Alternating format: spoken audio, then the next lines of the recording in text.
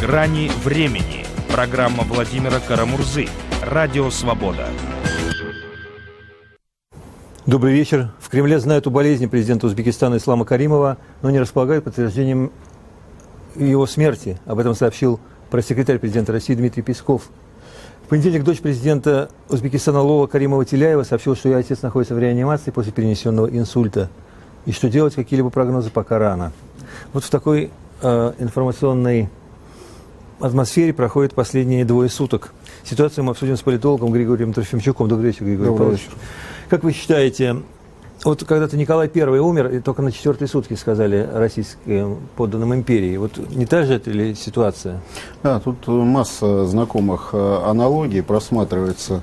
Ни с какой из них, включая то, что происходило со Сталиным, напрямую, конечно, связывать эту ситуацию нельзя, потому что каждая ситуация, она особая. Да, есть какие-то штрихи, которые там и с Николаем I были связаны, и с кем угодно. Но, тем не менее, всегда есть какая-то своя специфика. Я бы выделил 3 главных аспекта в связи с тем, что происходит сегодня вокруг Узбекистана.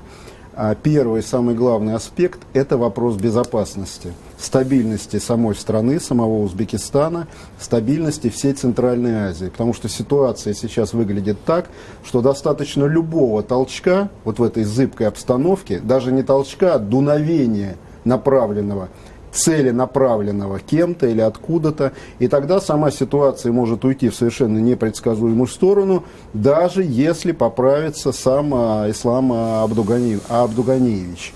Главное также то, что Конституция должна быть соблюдена, потому что в Туркменистане, как мы знаем, этого не произошло. Там тоже события развивались стремительно в связи со смертью Туркменбаши. Я думаю, что Узбекистан вряд ли пойдет по этому пути.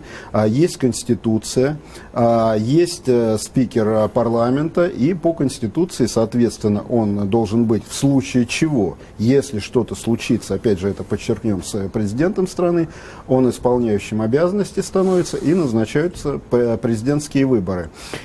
Сейчас также все очень внимательно начинают изучать фамилии, кто может быть после Ислама Каримова, опять же, если с ним произойдет что-то непоправимое.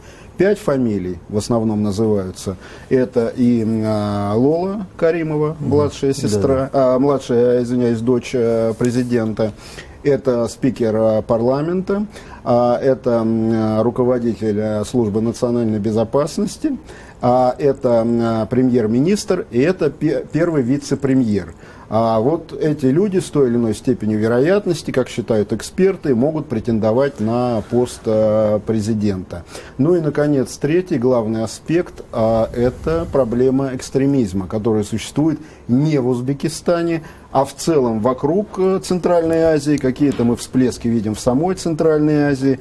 Я думаю, что вот эту зависшую в Узбекистане ситуацию как раз сейчас руководители экстремистских террористических организаций очень внимательно анализируют с тем, чтобы как-то воспользоваться этой обстановкой.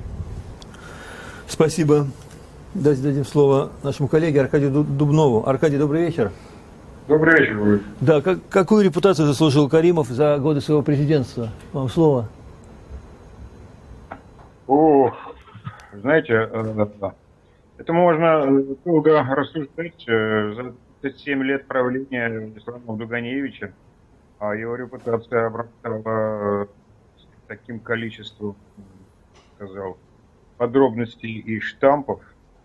Ну, я сначала бы, честно говоря, хотел бы откликнуться на то, что сказал коллега сейчас у вас в эфире. Он ссылался на необходимость верности Конституции, да, в Узбекистане при транзите власти. Я, в общем, согласен, конечно, со всеми этими определениями, да, но, видите ли, Конституция такая штука, который, как сказать, в Узбекистане придерживается тогда, когда это полезно власти. Ну, впрочем, это не только в Узбекистане. Мы живем в стране, где, в общем, приблизительно так же это все используется. Так вот, видите ли, Ислам Абдуганиевич переизбирался очень много раз, но как минимум 1 раз, а то и 2, согласно Конституции, он должен был на год раньше провести президентские выборы, даже, так сказать, многократно повторяемые, да, но он этого не сделал, уже не знаю по какой причине, и почти, если я не ошибаюсь, порядка 10-11 месяцев он был, в общем, не вполне легитимен, потому что сроки его предыдущих полномочий уже истекли, а он все еще продолжал исполнять свои обязанности. И никто об этом в Узбекистане, в общем, даже серьезно-то и не размышлял, только снаружи как-то так несколько раз робко об этом напомнил. Вот, ну, возвращаясь, Володь, к вашему вопросу репутации. Безусловно, Каримов очень характерный лидер для постсоветского пространства, постсоветского периода. И в каком-то отношении кто-то может сказать, что Каримову и Узбекистану повезло с таким лидером, а кто-то может сказать, что катастрофически не повезло. Не повезло, потому что Каримов, в общем, политикой своего консервативного изоляционизма постарался как бы сохранить Узбекистан, в общем, в прошлом веке, уберегая его от ценностей наступающего времени эволюционного характера. Цель-то была понятная, в общем, уберечь государственность в том виде, в котором она ему досталась, и преобразовать его, эту государственность, из советской, такой национально-националистическую. Но и не повезло, потому что... И повезло, потому что Узбекистану, потому что он, в общем, сохранить сумел вот в это опасное время стабильность. И об этом уже было сказано вот моим коллегой. Да, действительно, урбанизированное городское население Узбекистана, и я с этим лично много раз встречался, и нельзя было заподозрить в неискренности людей. Когда они говорили, что они молятся и очень беспокоятся за здоровье и будущее Узбекистана без Каримова, потому что он для них воспринимался как гарант их безопасности перед угрозой, вот, так сказать, такой исламской радикальной опасности, да. Ну вот, если коротко, то так. Говорить об этом, конечно, можно дольше. Спасибо, Аркадий. Григорий, тогда давайте вспомним, вот 66-й год, землетрясение, тогда Узбекистан был символом надежд как-то всей обновленной Советской империи, только что там Хрущев вступил на престол. Почему так деградировала вообще образ республики и ее репутация за эти 50 лет? Да, до сих пор люди, живущие в Узбекистане, с теплотой воспринимают вот ту помощь, то совместное проживание, ту беду, во время которой, трагедию, после которой помогли Узбекистану все народы, все республики. Да, много изменилось сегодня, каждый живет сам по себе, может быть, тем не менее в какие-то союзы Узбекистан входил, хотя здесь тоже надо отметить такую специфическую особенность Узбекистана. То входил, то намекал на то, что он готов войти, то выходил, потом отзывал свои слова и так далее. Тем не менее, видимо, именно вот такая тактика, выбранная Исламом Каримовым, позволила Узбекистану находиться в стабильном состоянии четверть века. Это огромный срок для Центральной Азии, хотя у него есть там аналоги, допустим, в Казахстане то же самое и так далее. Но Узбекистан, как и Казахстан, он отличается во многом. Ну, допустим, Узбекистан, он граничит со всеми республиками Центральной Азии, странами, единственной. Узбекистан по количеству населения самая крупная страна Центральной Азии, более 30 миллионов. Поэтому к нему, конечно, особое внимание. Если говорить об экстремизме, это важнейшим достижением президента Ислама Каримова является то, что он не допустил, там были, конечно, всплески экстремизма достаточно серьезные, он не допустил появления каких-то оппозиционных радикальных движений, партий тем более, пресекал просто на корню. И население сегодня боится того, но это чувствуется просто по каким-то симптомам, а в открытую это не высказывается, что вот в этом плане ситуация может ухудшиться.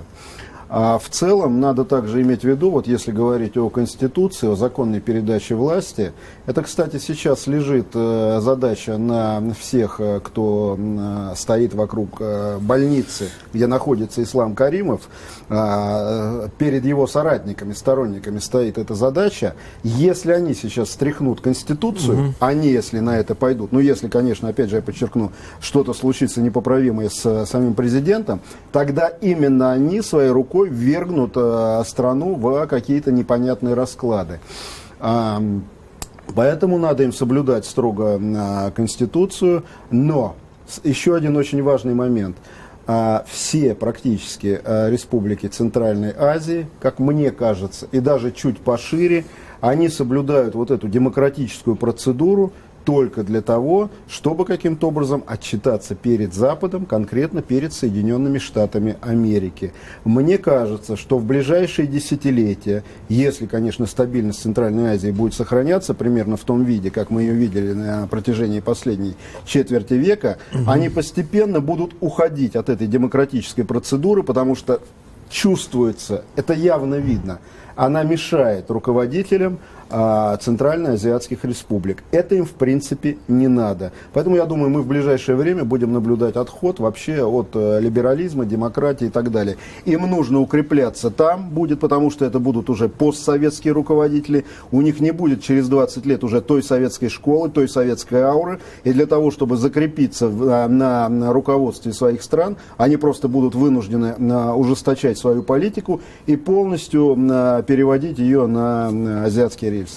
Спасибо. Давайте тогда Аркадию вернем слово. Аркадий, а как вы считаете, вот эти узбекские мафиозные дела и расследования горбачевских времен, время подтвердило их правоту, или это во многом была такая дымовая завеса для смены номенклатуры? Вам слово. Знаете, хлопковые дела и ташкентские, и расследования, которые проводили преснопамятные Зелян и Иванов, они сыграли, конечно,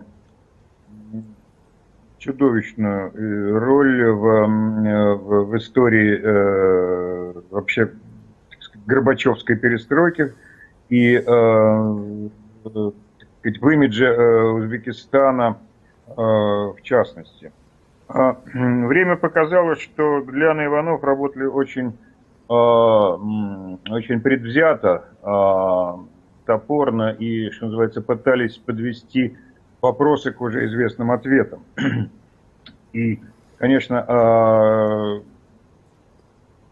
трудно отказать правоте тому же Каримову, и так, я сейчас вспоминаю, он мне это рассказывал, поскольку мы через 90-е годы не один раз, он говорил, что это было оскорбительно, и с тех пор вот это ощущение, так сказать, того, что в Москве унизили весь Узбекистан, хотя там было что искать, и приписки были, конечно, огромные, да, но не против этого, так сказать, возражал, скажем, тот же Каримов, а против того оскорбительного имиджа, которым сопровождалось это расследование для узбеков и Узбекистана. Ну, в общем, это у нас, так сказать, это наша отечественная черта, и мы до сих пор живем вот в таком бульоне, когда у нас с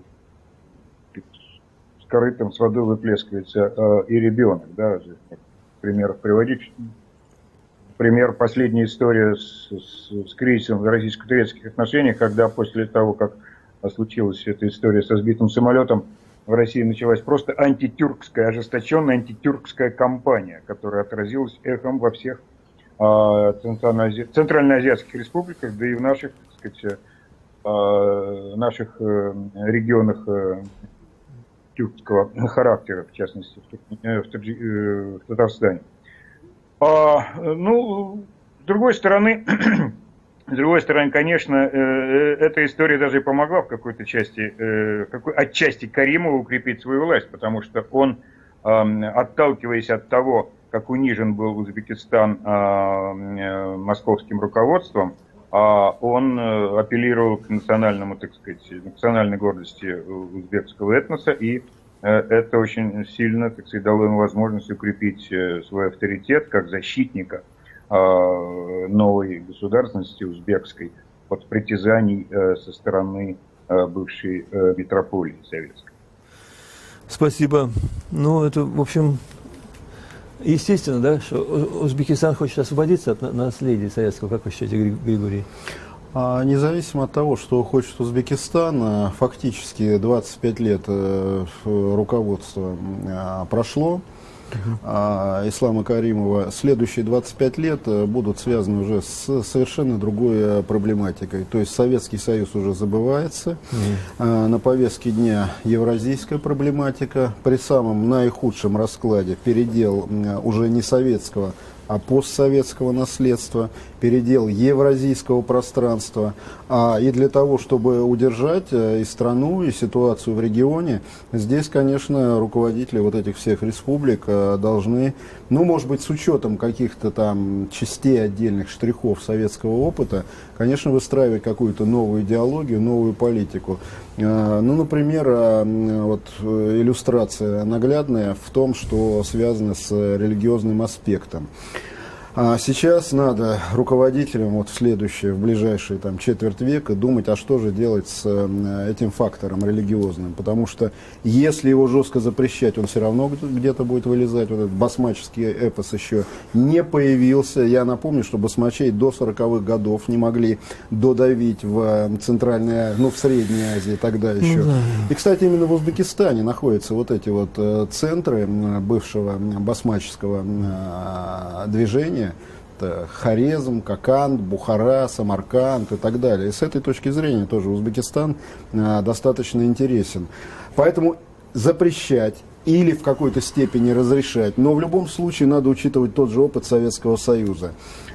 Если полностью перекрывать все религиозные движения, течения, тогда можно на что-то рассчитывать, но только вместе надо согласованно вести эту политику. Согласованной политики, к сожалению, мы пока не видим. Да, мы видим какие-то позитивные интеграционные подвижки, ну, в рамках Евразийского экономического союза, в рамках ШОС и так далее.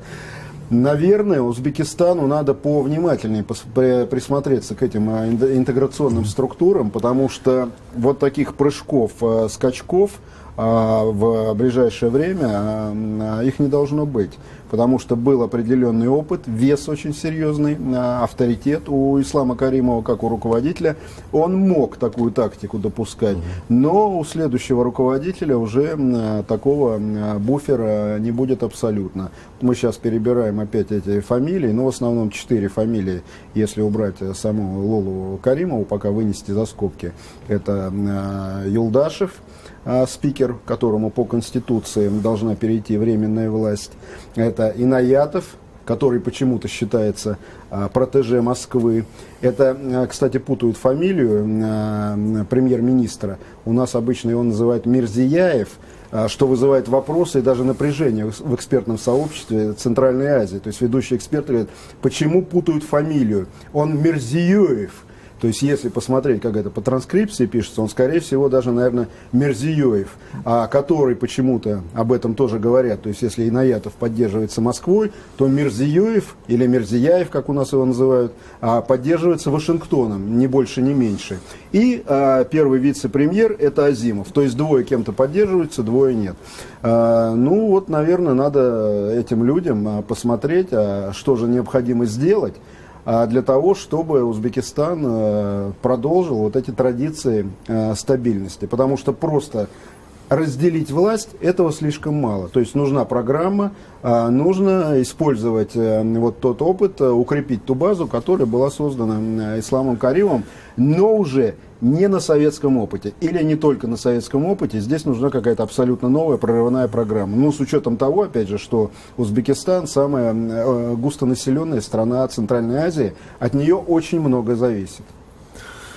Спасибо. С нами на прямую связь вышел Алишер Сидик, директор узбекской службы «Радио Свобода». Добрый вечер, Алишер.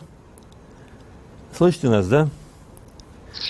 Добрый вечер, да, слышу. Да, скажите, пожалуйста, вот насколько это вообще типичная ситуация, что какие-то слухи о состоянии здоровья высших чиновников засекречиваются?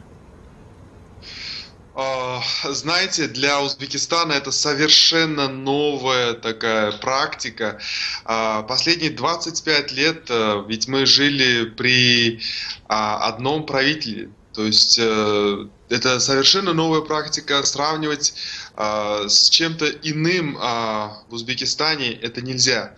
Но часто сравнивать ситуацию с Туркменистаном или с Азербайджаном. Но опять все равно есть собственная специфика в Узбекистане. И как бы то, что это новый опыт, заметно и по действиям власти, и по действиям журналистов, которые это освещают, и вообще по разговорам аналитиков. То есть во всем видится то, что это что-то, с чем до сих пор еще никто не сталкивался, включая даже меня. Да, ну вы молодой человек, поэтому неудивительно. А как вы считаете, западные спецслужбы знают об истинном состоянии здоровья президента Узбекистана? Или они тоже вот в такой же ситуации, как Кремль, как Москва? Вам слово. Знаете, на самом деле ситуация не настолько уж секретна, не настолько уж как она, может быть, кажется, потому что, да, действительно, несколько средств массовой информации, опираясь на собственные источники, заявляют о том, что он мертв, и другие средства массовой информации, опираясь на собственные источники, говорят, что он жив. Но дело идет...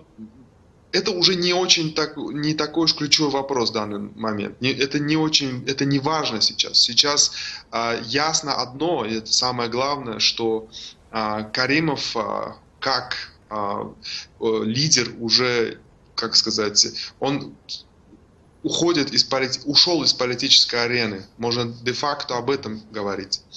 Но мои, допустим, источники, если, скажем, добавить в этот котел еще других источников, да, мои источники говорят, что нет, в тяжелом состоянии, но не умер.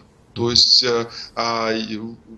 с таким же успехом вы найдете другого человека, если он очень близкий, допустим, к ситуации в Узбекистане, который бы мог сказать, да, мои источники говорят, что он умер. Но опять, если проследим, откуда идет такая информация о том, что сейчас Каримова уже нету в живых, то вы, конечно же, проследите это до оппозиции, которая часто ошибалась в своих предсказаниях и источниках. Может быть, в желании выдавать желаемое за действительное. Но, скажем, вот источники BBC, наши источники Радио Свобода сейчас это не подтверждают. И как бы с этой точки зрения, если обратить внимание на то, как мы это освещаем, мы ждем пока официальное сообщение, которое не думаю, что уж так долго заставит ждать в случае, если Каримов на самом деле мертв. С другой стороны, сейчас, завтра, послезавтра, это праздничные дни в Узбекистане, и как бы некоторые связывают, что если это на самом деле так, то это держится в таком секрете, что следующие 2 дня это ни в коем случае не может быть объявлено. Спасибо. Давайте Аркадию зададим вопрос. Аркадий, как вы считаете, вот убедительная ли версия Алишера, что просто неопытно еще, нет опыта у чиновников, и они растерялись, вот, говоря о причинах отсутствия президента Каримова? Вам слово. Ведь не чиновники телевизионные, либо информационные определяют решение, сообщать или не сообщать городу и миру о состоянии здоровья лидера, да? Это решают люди, приближенные к самому лидеру, да? Они дают отмашку на ту или иную степень информации. Я думаю, что в какой-то части Алишер таки да, прав. Действительно, еще не было ни разу случая, чтобы власть признала, что президент Ясносолнышко вдруг заболел, и настолько, что он госпитализирован, и никто не может гарантировать, когда он будет снова здоров. такого никто не помнит. В Узбекистане, да, и сам Алишер вырос, так сказать, с именем Ислама Каримова, значит, на устах и на ушах. Я думаю, что сегодня, пока мы вот здесь с вами все это обсуждаем, уже второй день, я допускаю, что Ислам Каримов уже ушел от нас, и сейчас среди, так сказать, представителей узбекской элиты ищется консенсус, который позволит им сформулировать новое, так сказать, руководство, будет оно коллективным или, так сказать, персональным, переходным по Конституции, либо форс-мажорным по ситуации. И истинное, так сказать, положение вещей станет нам известно, и здесь я тоже отчасти согласен с Алишером, после 1 сентября, когда закончатся праздники 25-летия государственной независимости Узбекистана. Ну, в Узбекистане принято о людях заботиться нежно, и нужно им дать отпраздновать, да, баранов зарезать, плов, так сказать, сварить, а потом мы все это узнаем. Я, Володя, только хотел еще одно замечание сделать, прежде чем вы передаете слово коллегам. Я вот послушал коллегу Трофимука, и мне показалось, что я не согласен, во всяком случае, вот с интонацией, которую учит, что Узбекистану следует прислушаться, что Узбекистан должен. Вот в это, так сказать, такая модальность, идущая от любого эксперта в данном случае, либо чиновника, не дай бог, из Москвы, она воспринимается очень болезненно в любой постсоветской стране, а уж тем более в Узбекистане, да, где вот эта, так сказать, независимость паче гордость. Мне кажется, вообще нам надо приучать себя вообще к другой стилистике отношения с этими государствами. Потому что иначе мы всегда будем вот воспроизводить эту имперскую, так сказать, модальность, эту стилистику, от которой, как черт от Ладана, в центробежном, так сказать, режиме бегут от Москвы все ее бывшие сателлиты. Вот, собственно, все, что я хотел сказать. Да, еще по поводу претендентов. Я думаю, что не очень точное определение того, что Мирзияев поддерживается, значит, Западом, либо Соединенными Штатами, в отличие от Инаятова. Я полагаю, что дело обстоит по-другому, что Инаятов и Мирзияев, или Мирзиёев, как хочется слышать коллеги, это очень ближайшие союзники. Ну, вот да. Да, вот что касается того, о чем я сказал, это всего лишь экспертная рекомендация. В данном случае неважно, где я живу, в Москве, в Вашингтоне, в Варшаве и так далее. Иногда, зачастую даже я бы сказал, некоторые эксперты говорят то, к чему можно было бы прислушаться. Пусть даже Узбекистан, как нам кажется, абсолютно никакого отношения к нам не имеет. Естественно, Узбекистан будет вырабатывать свою собственную политику, но я думаю, для того, чтобы выработать правильную, точную политику, потому что здесь уже не будет на следующем руководителе харизма Ислама Каримова. Так вот, для этого нужно как раз собирать весь объем информации, в том числе экспертных рекомендаций, чтобы выработать какую-то программу для того, чтобы продлить вот этот период стабильности. Думаю, что в целом для Центральной Азии уже огромной льготой является то, что вот на протяжении всех этих последних десятилетий, после развала Советского Союза, там ничего не произошло, в отличие от Украины, Кавказа и самых разных других регионов. Так вот, для того, чтобы и дальше вот это длилась стабильность, надо все это учитывать. Кстати, сами эксперты из Центральной Азии, изо всех буквально стран, ну, может быть, за исключением Туркменистана, очень ревностно относятся к тому, к тем, кто что-то советует, не находясь из-за пределов Центральной Азии. То есть они считают, что они сами все знают, они считают, что стабильность просто гарантирована Центральной Азией почему-то. Все эти теракты, какие-то террористические вылазки, которые мы на протяжении, буквально вот произошло в Бишкеке только что, да. Вот этот таран буквально, конечно, китайского посольства, они считают, что это какие-то случайности, которые нельзя складывать в единую цепь.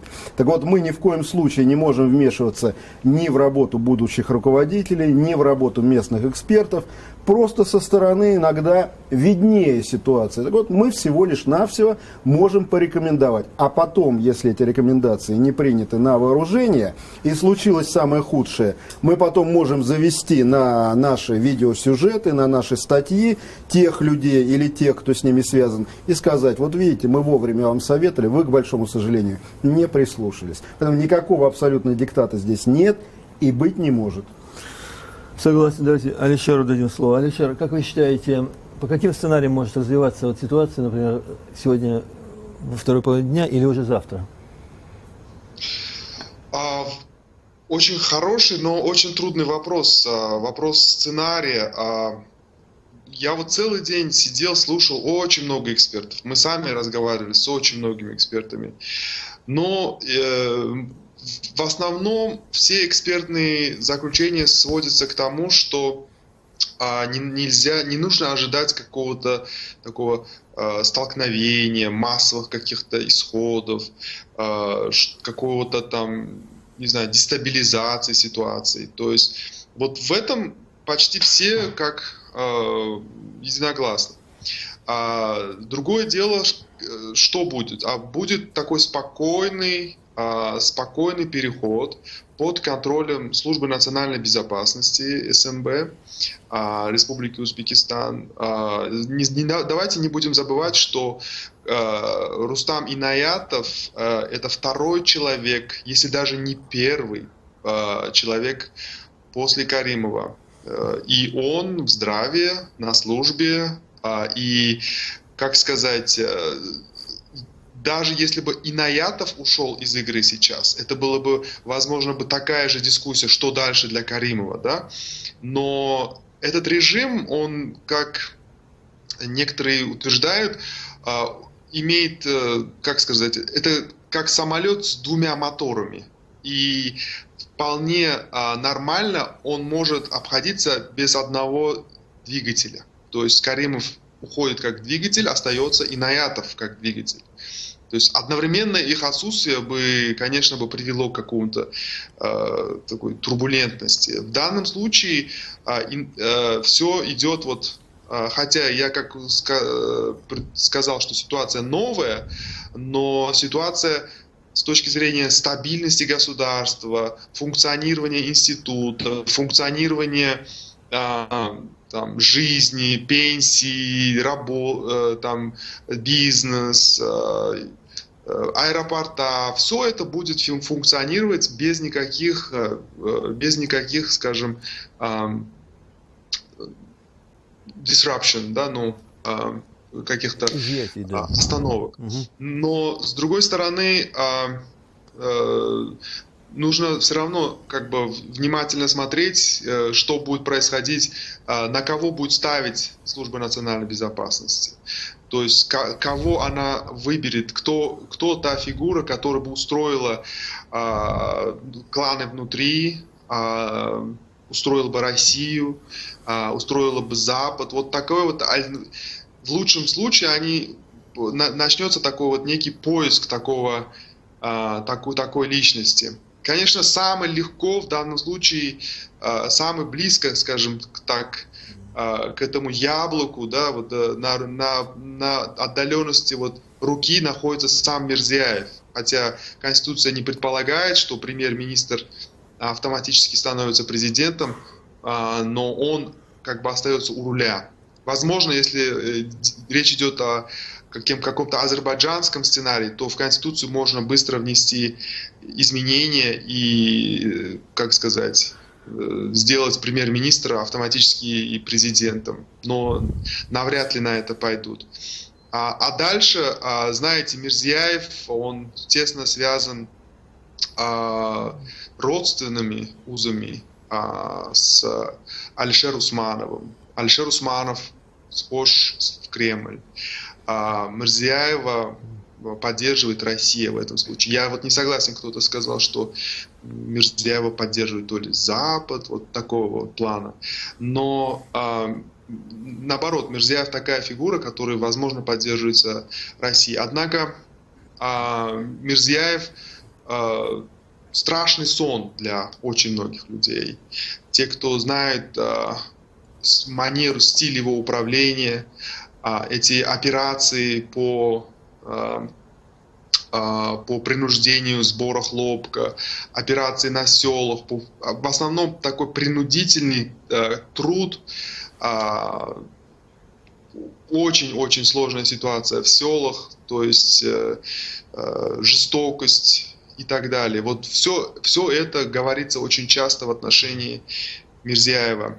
Мы не знаем его как интеллектуала, как человека действительно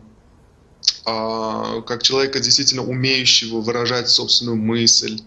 Он все время был человеком, молотком, топором, как угодно вам, Каримова, президента Каримова. И теперь, если у него на самом деле есть, или были, или есть такие амбиции, то самое близко власть находится, на самом близком расстоянии власть находится от него. И также у него неплохие отношения с Инаятовым. С одной стороны, не отличающийся человек какими-то интригами или вот именно жесткой силой, а с другой стороны, да, действительно создал, желая того, не желая того, такой предпосыл, что эта система просто его вытолкнет.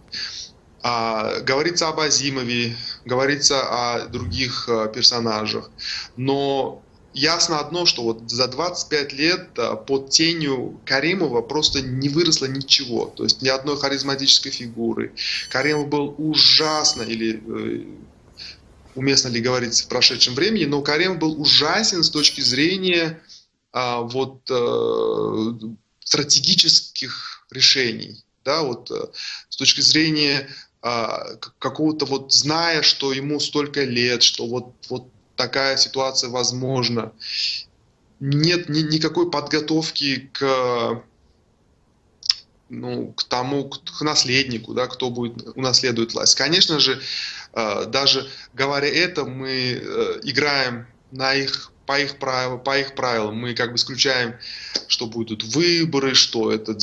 Мы же понимаем, что в Узбекистане это не выборным путем решилось бы по-любому. Ведь и на это тоже, на такие реформы тоже не шла власть, чтобы эта передача была выборным путем.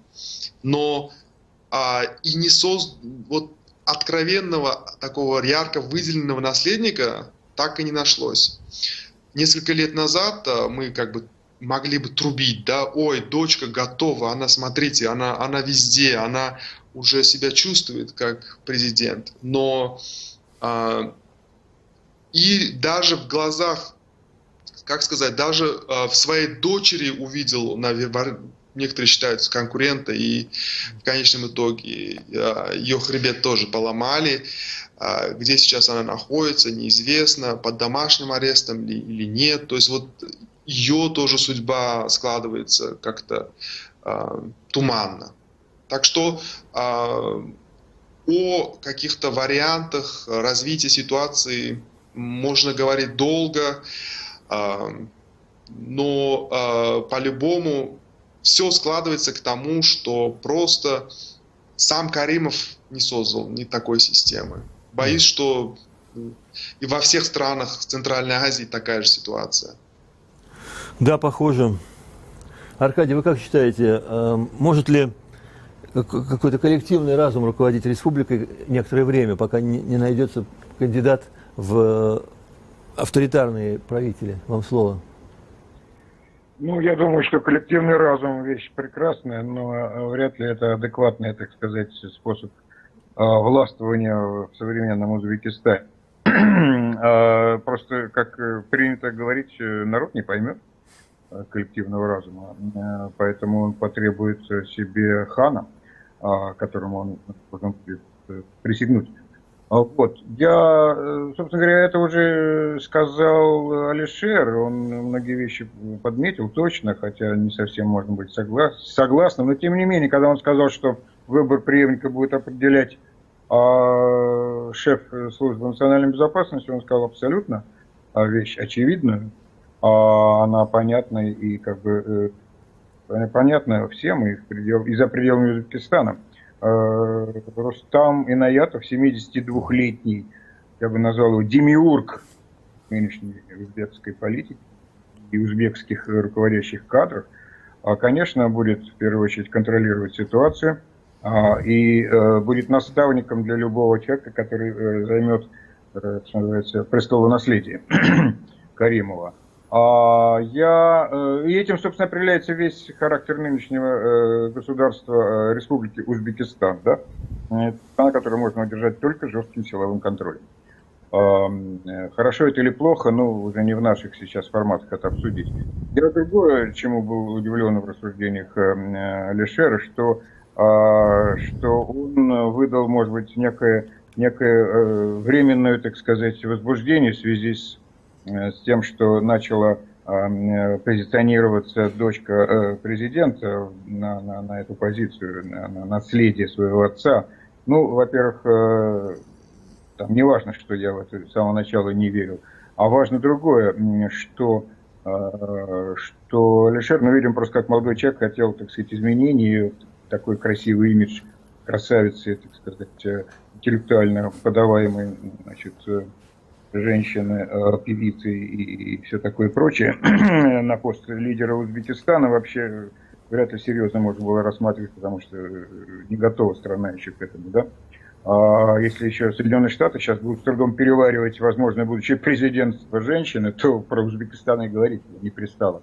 Но еще одна причина моего удивления в том, что можно ли было свято доверять женщине, за которой уже тогда мы могли наблюдать шлейф самых разных, так сказать, коррупционных махинаций, да?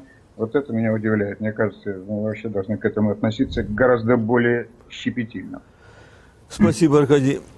Григорий, как вы считаете, позволит ли ситуация вмешаться союзникам Узбекистана по Шанхайской организации, по другим, если вдруг возникнет угроза гражданской войны? Пока ситуация не позволяет этого сделать, пока все развивается в понятном, до какой-то степени конституционном режиме. Если эта ситуация будет затягиваться на ненормально, на неестественно долгий срок, то есть человек может действительно болеть. Президент может болеть, он может быть без сознания. Это в реальности может быть так. Но если это будет длиться достаточно долго, тогда не просто соседние государства, а в целом все, по большому счету, постсоветское пространство забеспокоится. Тогда активизируются какие-то радикальные движения и так далее. То есть здесь надо просматривать самые разные варианты, в первую очередь тем организациям, в которые входит до сих пор Узбекистан. В частности, это Шанхайская организация сотрудничества. Там есть АДКБ, то есть Центральная Азия, зона ответственности ОДКБ. У этих всех организаций должны быть расклады, сценарии по абсолютно любому течению, развитию обстановки. Думаю, что у них сейчас этого нет, но у них есть несколько дней, как минимум, пока праздники идут, День независимости празднуется, хотя уже была информация, что якобы часть мероприятий будет отменена, потому что не то время, чтобы праздновать и так далее. То есть в эти буквально несколько дней необходимо принять какое-то решение, по крайней мере внутреннее, для руководства этих организаций, для себя. Иначе это решение примут какие-то организации, которые абсолютно не связаны географически с данным регионом. Что касается того, что господин Инаятов сейчас определяет возможного преемника, мы видели, как Берия пытался определить преемника, и в первую очередь себя в качестве такого преемника во время того, что происходило со Сталиным. И мы знаем, чем это закончилось для самого Берии. Здесь есть разные аналогии, достаточно серьезные, страшные в какой-то степени. Я думаю, что единственный способ в целом, для того, чтобы не сбросить ситуацию под откос, это идти строго по Конституции. Ведь Конституция есть в Узбекистане, ее никто не отменял. Эта страна не находится в каком-то своем углу отдельном, как Туркменистан, а она абсолютно интегрирована с другими организациями, работает и так далее, в различные структуры, в том числе центральноазиатские. Вот в этом ключе, в этом направлении и надо двигаться. Это единственный шанс для того, чтобы не было никакой дестабилизации.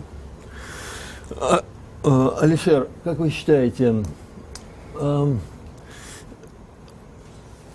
вообще сейчас каково экономическое положение вашей родины?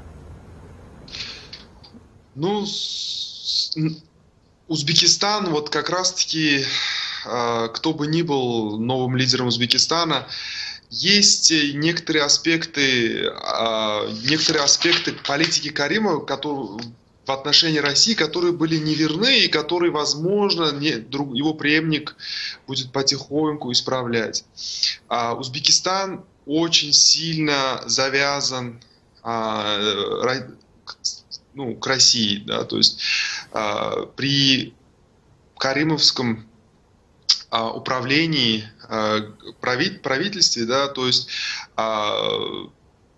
рекордное количество достигло количество мигрантов в Россию. То есть это мы говорим о миллионах людей, которые уехали из Узбекистана из-за плохой экономической ситуации в стране. Кто-то может сказать, да, нормально, что люди уезжают, работают, дать примеры там Европы, но там абсолютно не такой пример. Там просто ужасная ситуация в селе, в городах. Народу много, детей много, работы абсолютно нету, земли нету, чтобы возделывать, заводов нет, фабрик нет. То есть 25 лет правления Каримова полностью производственные мощности были уничтожены. Новые мощности, допустим, машиностроение, да, в какой-то момент оно пошло вверх, но сейчас она на самом дне, можно сказать, опять-таки из-за чересчур близости с Россией, где с экономикой не все хорошо. То есть первый удар от последних лет, недавних лет для экономики Узбекистана было то, что введение санкций в России, то есть падение российской экономики как таковой, когда мигранты, миллионы мигрантов просто не смогли отправить деньги домой. На эти деньги, вы знаете, эти деньги как раз-таки и составляли вот этот вот заставляли двигаться узбекскую экономику. Покупались машины на эти деньги внутри, покупалось имущество, дома строились, свадьбы делали. И так далее, и так далее, и так далее. Резкое падение. Там в разы оказалось падение. Вот это резкое падение сильно ухудшило экономическую ситуацию в Узбекистане. Опять-таки экспорт машин в Россию сократился там чуть ли не на 80%. И опять нету никакой перспективы в том, что эта часть экспорта будет улучшена. Падение цен на газ и вообще невозможность Узбекистаном, то есть малая инвестированность, то есть отсутствие инвестиций в газовую отрасль не позволило увеличить экспорт газа.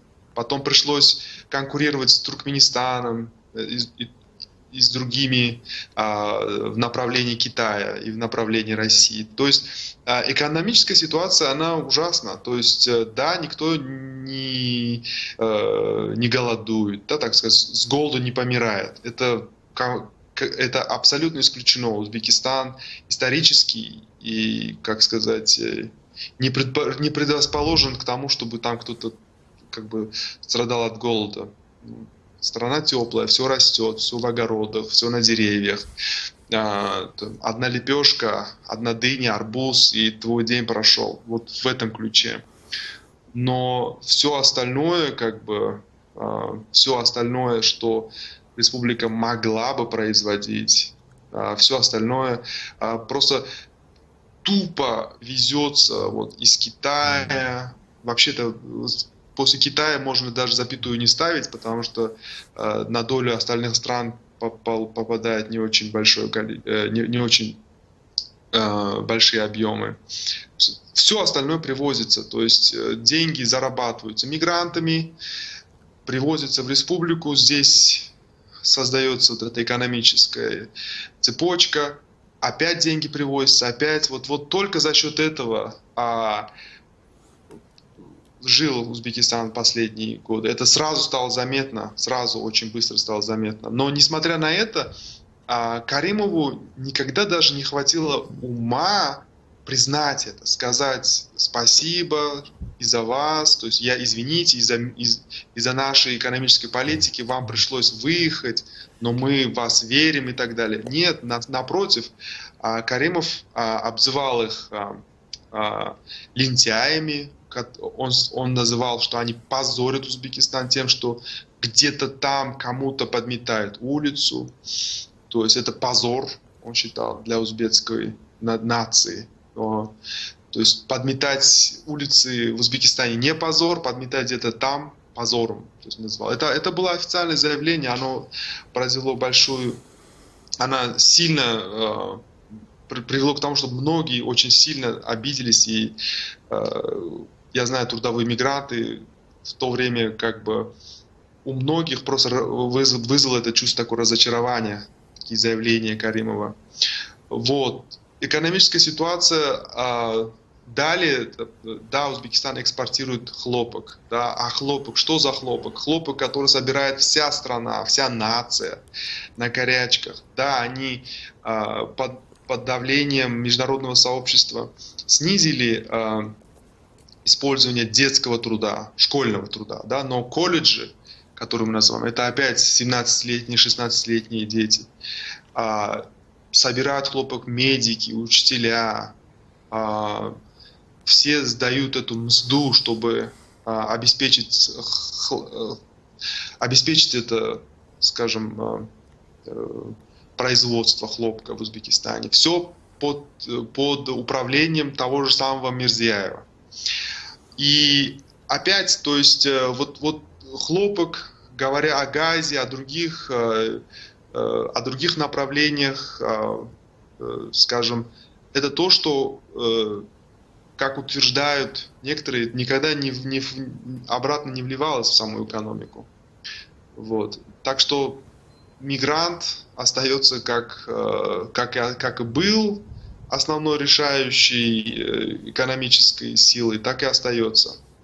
Может быть, следующий президент или глава как-то облегчит им задачу, может быть, понимаете, видеть все зло в мигрантах не только удел, скажем, российского общества. Там самое крупное изнасилованное число мигрантов, самое крупное это число мигрантов, мигранты самые криминальные, мигранты воры и так далее. Такой же удел внутри страны им, скажем, обеспечил Каримов. То есть они бездельники, они не хотят здесь у нас работать, вот они за легкими деньгами поехали куда-то. Но вот эти люди были самые важные люди. И, возможно, следующее правительство как-то выберет какую-то политику, может быть, турецкой какой-то модели, да, когда само правительство помогает им выезжать, легко посылать деньги обратно, оформлять документы.